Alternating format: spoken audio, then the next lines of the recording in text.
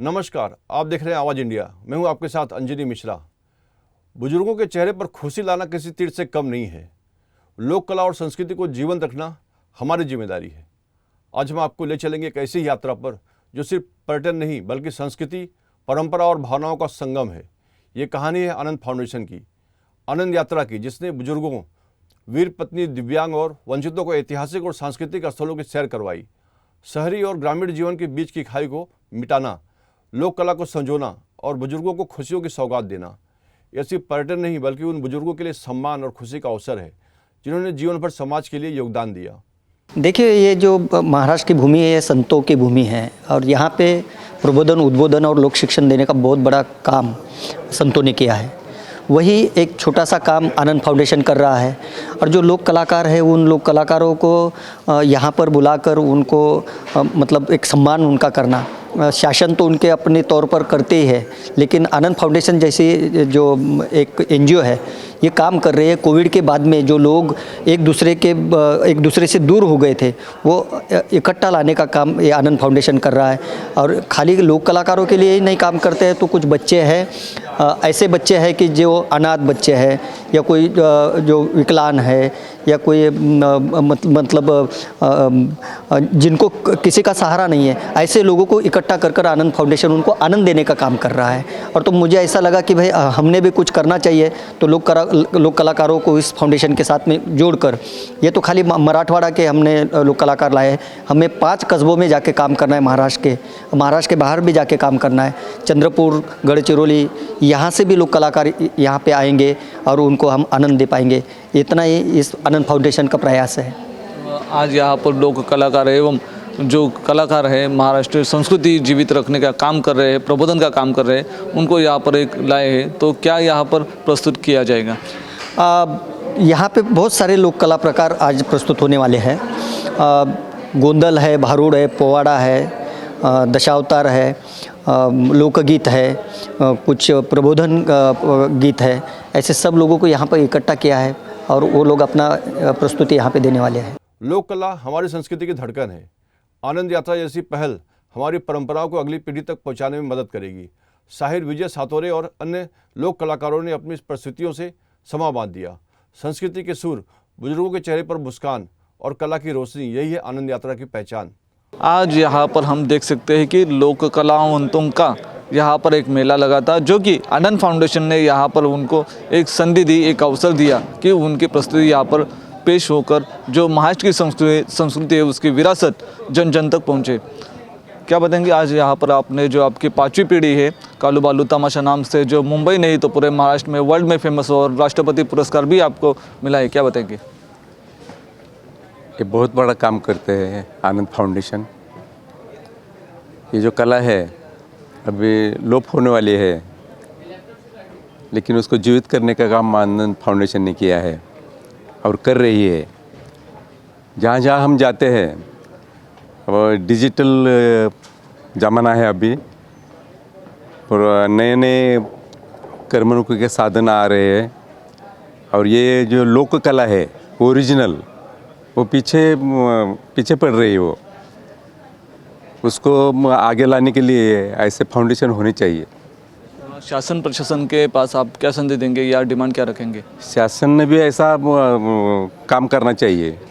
जो लोक कलाकार है उनको प्रोत्साहित करना चाहिए, आर्थिक नियोजन करना चाहिए उनके लिए, जो ऐसे प्रोग्राम रखने चाहिए फाउंडेशन ने जैसे रखे हैं वैसे, तभी चलेगा वो लोक कला का ज़माना।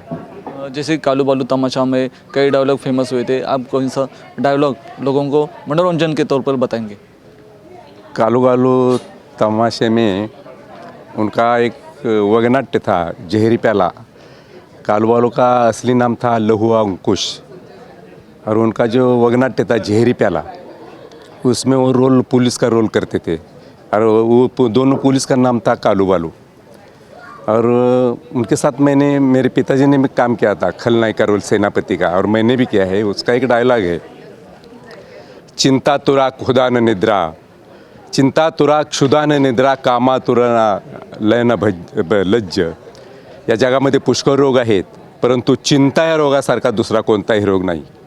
ज्या मनुष्याला चिंता लागलेली आहे त्याला अन्न गोड लागणार नाही का झोप येणार नाही. आणि जो मनुष्य प्रेमाच्या अधीन गेलेला आहे त्याला कुणाची लाजही वाटणार नहीं आणि कुणाची भीतीही वाटणार नहीं. अगदी तशीच माझी परिस्थिती झालेली आहे. आनंद फाउंडेशन ने न सिर्फ पर्यटन कराया बल्कि संस्कृति को जीवंत किया, लोक कला को बढ़ावा दिया और बुजुर्गों को नई ऊर्जा दी.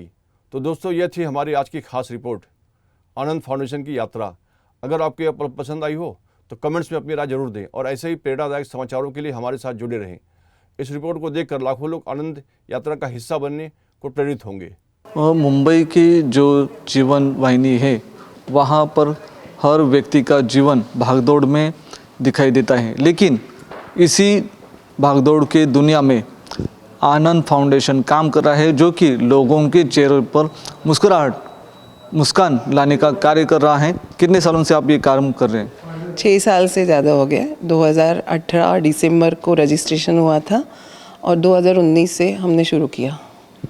इस फाउंडेशन का मकसद क्या है? एक्चुअली बहुत सारे फाउंडेशन और ट्रस्ट है जो अच्छे काम करते हैं अलग अलग इश्यूज़ पे. तो हमने कुछ अलग सोचा था कि जैसे गांव है, महाराष्ट्र के सारे गांव, तो इन गांवों में बहुत सारे महिलाएं हैं जो आज तक कहीं नहीं गई है, जिन्होंने शायद गांव के सिवा तालुका भी नहीं देखा है, कहीं नहीं गई है, ना उन्हें ट्रेन देखी है, ना कभी बस देखी है. तो वो इतनी सारी जो उनकी जिम्मेदारी है उसको निभाते निभाते फिर सब ख़त्म हो जाता है. तो इन लोगों के लिए हमने सोचा कि उनको 2 दिन ये सब जो है कर रही है उससे निकाल के 2 दिन खुद के लिए उन्होंने जीना चाहिए. सो इसलिए हमने आनंद फाउंडेशन किया कि हम उनको उनके गांव से 2 दिन मुंबई लेके आते हैं और उनको पूरा मुंबई घुमाते हैं. इसमें अब तक का सफ़र उनका कैसा रहा और आपके ट्रस्ट का जो संस्था है उसका सफ़र कैसा रहा? अच्छा था, थोड़ा मुश्किल था, लेकिन पूरा यानी बहुत मज़ा आता है इसमें. क्योंकि मुश्किल इसलिए कि ये सब करना छोटी बात नहीं है. हम जो है वो 1 रुपया भी नहीं लेते, पूरा फ्री करते ये सब काम. और ऐसे है कि कुछ भी अगर आप अच्छा कर रहे हो तो उसके लिए भी आपको मुश्किलें झेलनी पड़ती है. तो कभी कोई ट्रस्ट नहीं करता है या कुछ अलग है, प्रोडक्ट दिखता नहीं है, ये सर्विस है, उसकी वजह से थोड़ा प्रॉब्लम आता है. लेकिन बहुत ज़्यादा खुशियाँ हैं उनके लिए भी और हमारे लिए भी. जब तक वो नहीं आते तो हम भी वो आनंद नहीं ले सकते, और उनके लिए तो बहुत ही अच्छा है.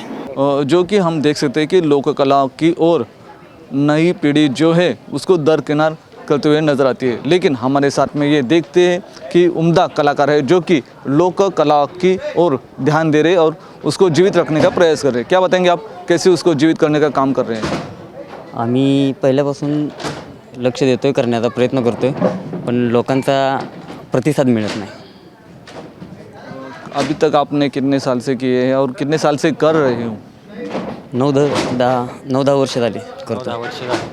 कौन से प्रकार से आप लोक कला की प्रस्तुति लोगों के सामने पेश करते हैं? कॉमेडी, तमाशा. आपका नाम क्या है और आप कहाँ से बिलोंग करते हैं? माझं नाव सूरज अरुण खाडे, काळूबाळूंचा मी नातो आहे. सांगलीमध्ये कौलापूर गाव आहे तिथून. आपका क्या नाम है और आप कौन सी पेश करते हैं जो कि लोगों का मनोरंजन हो और जो आपकी विरासत है, महाराष्ट्र की विरासत है, उसको संवार रहे हैं आप? माझं नाव निलेश संभाजी खाडे. मी पण कॉमेडीज करतो. म्हणजे काळूबाळूंचं जैरी प्याला वगनाट्य होतं, त्याच्यामध्ये त्या 2 जणांनी कामं केली होती पोलिसांची. ते रोल आम्ही आता 2 जण करतो, तेवढं करतो. एक डायलॉग बताइए जो कि कॉमेडी लोगों के चेहरों पर मुस्कान आए. तसे डायलॉग आता आहे ते दोघांचे संगे होते. ते राणी सरकार तुम्ही काय रडू नका, तुमच्या डोळ्याला पाणी येणार नाही, हा डायलॉग होता तो. सोबत होते. हां. लोगों को संदेश क्या देंगे आप दोनों भी कि ये जो कला है उसको जीवित रखने के लिए नई पीढ़ी इसकी ओर आगे एक कदम रखे? लोकांनी तमाशा बघितला पाहिजे, लोककलेकडे लक्ष दिलं पाहिजे. लोककलेकडे लक्ष दिलं तर लोककलावंत जगतील, नाहीतर हे संपत जाईल.